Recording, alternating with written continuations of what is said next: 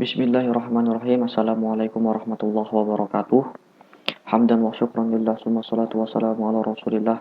Rabbi syrah li sadri wa yassir li amri wahlul uqdatan min lisani yafqahu qawli, amma ba'd. Sebelumnya, mari kita bersama-sama membaca Al-Basmalah. Bismillahirrahmanirrahim. Materi kita kali ini adalah hukum nun mati dan sukun dan tanwin. Hukum nun mati dan sukun atau sukun dan tanwin itu ada 4. Oke, hukum nun sukun dan tanwin itu ada 4. Yang pertama ilhar, yang kedua idgham, yang ketiga iklab, yang kelima ikhfa. Nah, di sini ada 5. Kenapa? Karena idghamnya dibagi menjadi 2, idgham bi gunnah dan idgham bila gunnah. Sebenarnya hukumnya ada 4. Ya, izhar, idgham, iklab dan ikhfa. Ya, jadi idgham kita satukan aja. Nanti idgham dibagi menjadi 2, ada idgham bi gunnah, idgham bila gunnah. Adapun pengertian idgham nanti akan kita bahas. Nun mati atau nun sukun yaitu adalah nun yang mati, yang sukun, yang tidak berharokat. Tanwin itu suara an atau fathatani, ya, yang berfathah 2.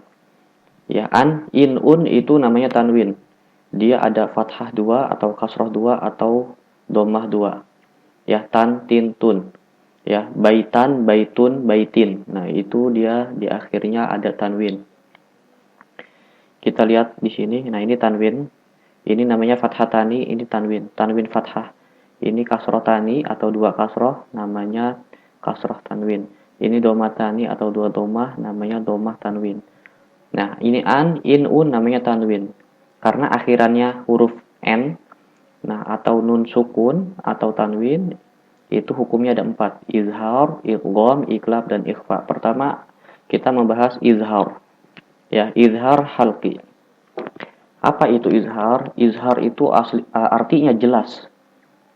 Jelas, tidak samar, tidak dengung. Jadi harus jelas. Apanya yang jelas? Huruf nunnya, nun matinya atau tanwinnya. Yaitu berlafazkan n, en, nun, itu harus jelas. Ya, kapan dibaca izhar? Apabila ada nun sukun. Nah, apabila ada nun sukun atau tanwin, setelahnya salah satu di antara 6 huruf halqi yang 6 ini. Hurufnya adalah hamzah, ha, kho, ain, ghain. Contohnya, ada nun mati bertemu setelahnya hamzah. Maka nun mati dibaca izhar atau jelas. Dibacanya man. Waman ahsana. Ya, contoh kedua, ada nun mati ketemu huruf ha. Maka dibacanya secara jelas. Minhum. Ya, minhum. Nunnya dibaca jelas. Jangan dibaca samar seperti ikhfa. Kalau ikhfa cara membacanya minhum. Nah, itu ikhfa, tapi ini izhar. Izhar harus jelas dibacanya minhum. Jadi tidak didengungkan. Enggak ada nya. Jadi harus nun, en, secara jelas. Kemudian apabila ada nun mati bertemu ha. Apabila ada nun mati setelahnya ketemu huruf ha, maka dibaca jelas. Watun hituna. Apabila ada nun mati setelahnya huruf kho, kita lihat min khalfihim, dibaca secara izhar halqi. Nunnya dibaca secara izhar. Min khalfihim. Kemudian apabila ada nun mati setelahnya huruf ain. Ya, ini ain. Maka dibacanya izhar halqi. Nunnya dibaca jelas. An'amta. Jadi nunnya dibaca jelas. Kemudian apabila ada nun mati setelahnya ghain, maka dibacanya izhar atau jelas. Fasayun giduna.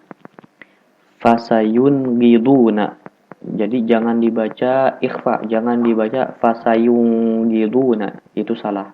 Bagaimana caranya? Harus jelas nunnya. fasayungiduna. Nah, kemudian hukum yang kedua, ini tanwin dulu. Tadi nun sukun, sekarang tanwin. Apabila ada fathatani atau dua fathah, setelahnya hamzah, maka dibaca izhar. Azaban alima. Jangan dibaca azaban alima. Nah, itu salah. Jadi cara membacanya azaban alima. Kemudian apabila ada tanwin setelahnya huruf H, maka dibacanya secara izhar. Kullan hadayna. Ada tanwin setelahnya H, dibaca izhar. Aliman hakima. Ada tanwin setelahnya kho, dibaca izhar. Qiradatan khosiin. Ada tanwin setelahnya huruf ain, dibaca izhar. Syuhadatan indahu. Syuhadatan indahu. Dibacanya syuhadatan. Tannya jelas. Kemudian ada tanwin setelahnya gha. Qawlan ghairal ladzi. Qawlan. Nah, qawlan di lannya itu nunnya dia izhar jelas. Kemudian ada tanwin setelahnya hamzah. Hasidin idza hasad. Nah, ini tanwin setelahnya ha. Ilmin huda. Tanwin setelahnya ha. Bi'ajlin hanid. Oke. Ini izhar. Jadi kesimpulannya izhar itu apabila ada nun sukun atau tanwin setelahnya salah satu daripada huruf halki. Ya, huruf halki itu ada 6. Apa aja huruf halki? Ada 6. Ya, ada hamzah. Ya, ini ada hamzah, ha, kemudian ada ha, kho, ain, ghain. Ini dihafal, ini namanya huruf halki atau huruf yang makhorijul hurufnya ada di tenggorokan. Jadi hamzah dan ha ini ada di ujung tenggorokan paling bawah. Kemudian ha dan kho ini makhorijul hurufnya ada di tenggorokan bagian tengah. Ain dan ghain ini makhorijul hurufnya ada di tenggorokan bagian atas. Nah, semua huruf ini, keenam huruf ini makhorijul hurufnya terdapat di tenggorokan. Tenggorokan bahasa Arabnya adalah halqun. Makanya ini 6 huruf ini dinamai dengan huruf halqi karena memang makhorijul huruf ini atau huruf-huruf ini terdapat di tenggorokan. Oke. Hukum kedua itu ada idgham. Idgham dibagi menjadi dua, ada idgham bi gunnah, ada idgham bila gunnah. Ya, pertama di sini saya mau membahas tentang idgham bi gunnah. Idgham secara bahasa artinya memasukkan atau mentasydidkan. Ya. Gunnah ini mendengungkan. Jadi idgham bi gunnah kita memasukkan satu huruf kepada huruf yang lain dengan memasukkan dengung.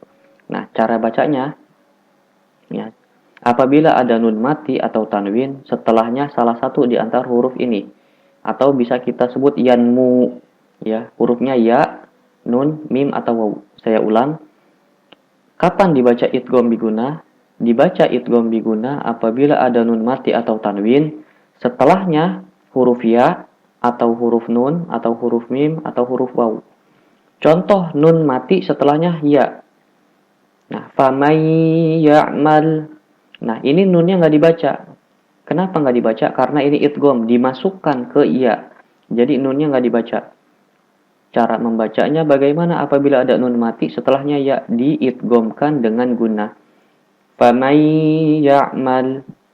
Famay ya'mal. Masuk ke ya, nunnya nggak dibaca. Contoh ada nun mati setelahnya nun, maka lan nasbiru ala kita idghamkan sepanjang 2 harokat. Jadi juga sama 2 harokat. Famay ya'mal, jangan langsung famay ya'mal, enggak, tapi digunnahkan, diidghamkan 2 harokat. Ditasydidkan ini sepanjang 2 harokat. Famay ya'mal. Yang bawah juga lan nasbiru ala. Nah, contoh nun mati setelahnya huruf mim. Nah, mim misli. Ini nunnya nggak dibaca. Kita langsung masuk ke huruf mim. Mim misli. Mim misli. Nah, contoh nun mati setelahnya wawu. Miu wali. Miu wali. Nunnya nggak dibaca. Kita langsung masukkan ke huruf wawu. Nah, ini yang disebut dengan idgham. Memasukkan satu huruf kepada huruf setelahnya. Jadi nunnya ini nggak dibaca. Ya, miu wali. Miu wali. Oke. Kemudian tanwin. Apabila ada tanwin setelahnya huruf ya, contohnya khairoyyaroh. Jadi dibacanya khairoyyaroh, bukan dibaca khairon yaroh, bukan dibaca seperti itu. Jadi kalau khairon itu izhar, tapi ini kan idgham, maka harus dimasukkan kepada huruf ya dan digunakan. Khairoyyaroh. Nah, sepanjang 2 harokat. Ditasdidkan sepanjang 2 harokat. Nunnya nggak dibaca. Ya, harusnya kan dibacanya khairon yaroh, tapi ini hukum yang berlaku di sini adalah hukum idgham bigunnah, maka cara membacanya khairon yaroh. Nah, begitu juga apabila ada tanwin setelahnya nun, maka diidghamkan. Idhaman nahirah. Idhaman nahirah. Nah, contoh selanjutnya ada tanwin setelahnya mim. Masalan ma ba'udah. Masalan ma ba'udah. Nah, ini kan harusnya masalan ma harusnya seperti itu, tapi di sini ada hukum yang berlaku. Apabila ada tanwin setelahnya mim, maka berlaku hukum idgham. Cara membacanya dimasukkan tanpa membaca nun. Masalan ma ba'udah.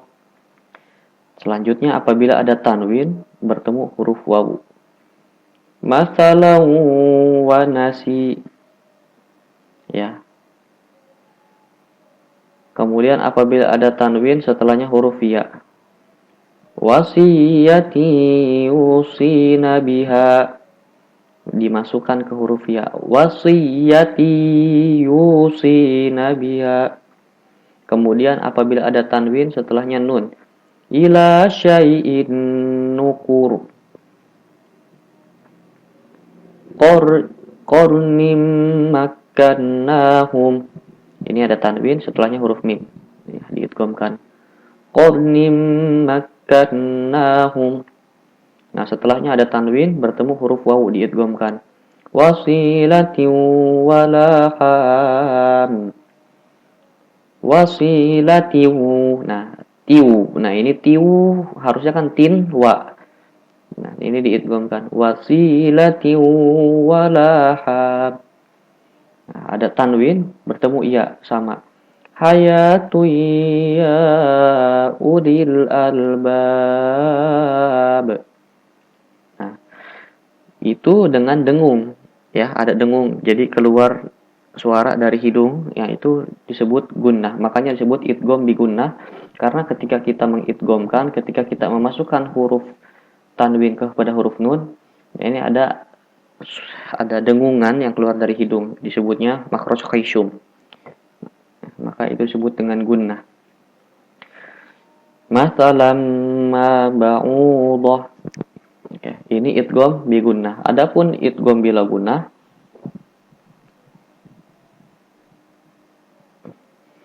nah, idgham bila gunnah sama artinya secara bahasa memasukkan atau mentasdidkan. Nah, bila gunnah artinya dengan tidak mendengung. Kalau gunnah tadi ada mendengung ketika kita memasukkan satu huruf ke huruf yang lain. Ini nih idgham bi gunnah nih. Jadi ketika kita memasukkan huruf tanwin kepada wawu, ini dengan disertai dengan dengung. Mutahharatu wa hum. Ya, mutahharatu wa hum. Nah, tapi kalau idgham bila gunnah, kita mengidghamkan tanpa gunnah. Contohnya bagaimana? Kita lihat halaman selanjutnya. Kapan berlakunya hukum idgham bila gunnah? Hukum idgham bila guna berlaku apabila ada nun mati atau tanwin setelahnya huruf lam atau ro, dua huruf saja, laro atau lari. Ya, kita singkat jadi lari ya. Apabila ada nun sukun atau nun mati ya atau tanwin setelahnya itu lari, huruf la dan ro, maka hukum yang berlaku adalah idgham bila guna. Cara membacanya bagaimana? Nah, ya, kita lihat contoh. Ada nun mati. Nah, ini nun mati atau nun sukun. Setelahnya huruf lam. Nah, maka berlaku hukum idgham bila guna tanpa dengung. Walakin la ya'lamun. Nah, sama dimasukkan cuman jangan sampai ada dengung di hidung. Ya, walakin la ya'lamun. Huruf nun mati setelahnya ada ro. Nah, ini nun mati setelahnya ro. Maka dimasukkan mir rabbihim, jangan baca min rabbihim. Nah, itu salah. Cara bacanya mir rabbihim. Nah, hurufnya hanya dua aja, lam dan ro. Ada nun mati atau tanwin setelahnya lam dan ro. Nah, contoh ada tanwin, ya, tanwin bertemu huruf lam. Tanwin setelahnya huruf lam. Ya, ini maka diidghamkan. Idghamnya tanpa dengung, maka dinamakan idgham bila guna. Rizqon lakum, jangan baca rizqon lakum, itu salah. Kalau ada yang baca rizqon lakum salah, maka harus dimasukkan rizqon lakum. Yang di bawahnya ini tanwin bertemu huruf ro. Tawwaban rahima, jangan dibaca tawwaban rahima, itu salah. Yang benar diidghamkan tawwaban rahima. Ya, sama di bawahnya juga zulumatil la yubsirun tamaratir rizqa khairul lakum ghafurur rahim. Nah, jadi untuk sekarang mungkin dua itu aja, izhar dan idgham. Di pertemuan selanjutnya insya Allah kita akan jelaskan iklab dan ikhfa. Ya, besok insya Allah kita akan jelaskan iklab dan ikhfa. Boleh dibaca lagi materinya, diulang-ulang lagi, kemudian dipraktekkan dengan cara banyak-banyak membaca Al-Quran. Baik, saya tutup. Semoga pelajaran kali ini bermanfaat. Wallahu a'lam bishawab. Mari sama-sama kita tutup dengan membaca Alhamdulillah. Alhamdulillahirabbil alamin. Billahi taufiq wal hidayah. Assalamualaikum warahmatullahi wabarakatuh.